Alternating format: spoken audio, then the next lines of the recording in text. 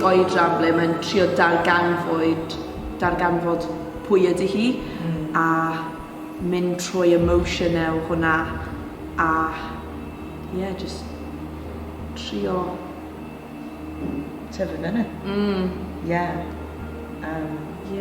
A wedyn mae cymeriad fi yn troi mewn I creadur môr.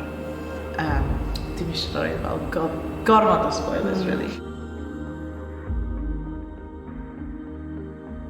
Amdano teulu, amdano cariad.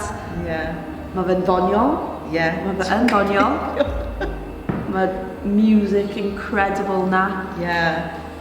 Ti'n actually disgrifio fo, ni jyst yn mynd I ddeud fel Moana, meets Little Mermaid.